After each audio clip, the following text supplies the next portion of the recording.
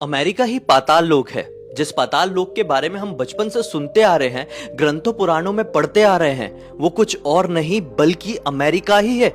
इस बात के पीछे कितनी सच्चाई है, कहां से निकल के आई ये थ्योरी, इसके पीछे की कहानी तुम बता सकती हो? हाँ बिल्कुल। रामायण के अनुसार अहिरावण ने जब श्री राम और लक्ष्मण जी का हरण कर लिया था और उनको लेकर पाताल लोक चला गया था, तब विभीषण जी हनुमान जी को बताया कि श्री राम पाताल लोक में है और पाताल लोक जहाँ हम खड़े हैं उसके एग्जैक्टली नीचे है। बस फिर क्या था, हनुमान जी तुरंत पाताल लोक पहुँच गए। वहाँ पर उनकी भेंट सबसे पहले पाताल लोक के द्वारपाल मकर ध्वज से हुई। तब हनुमान जी और मकर ध्वज में भीषण युद्ध हुआ। और मतलब मकर ध्वज हनुमान जी से युद्ध लड़ भी पा रहे थे, उनके सामने टिक भी पा रहे थे? हाँ, पूरी बराबरी से युद्ध कर रहे थे और इस युद्ध का कोई नतीजा भी नहीं निकल रहा था। जब हनुमान जी थक गए तब मकर ध्वज से पूछे कि तुम कौन हो। जब मकर ध्वज ने अपना परिचय दिए तब हनुमान जी समझे ये तो मेरे ही पुत्र हैं। हनुमान जी उनकी शक्ति से बहुत प्रसन्न हुए और उनको आशीर्वाद दिए कि आज के बाद पाताल लोक के राजा तुम ही रहोगे और समय चक्र के अंत होते तक यहाँ के लोग तुम्हें पूरी श्रद्धा से पूजेंगे। और अगर हम आज के जमाने में थोड़ा सा फोकस करते हैं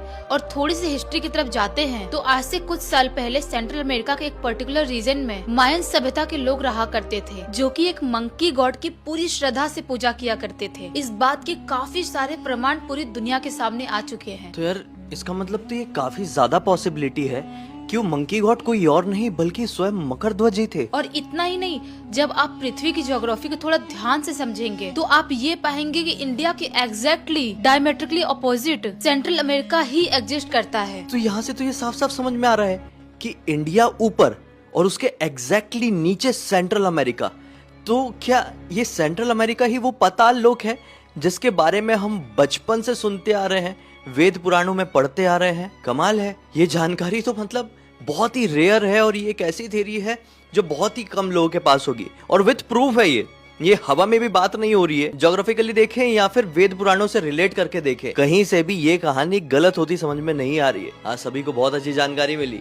इसी बात पे कहो जय श्री राम, जय बजरंगबली।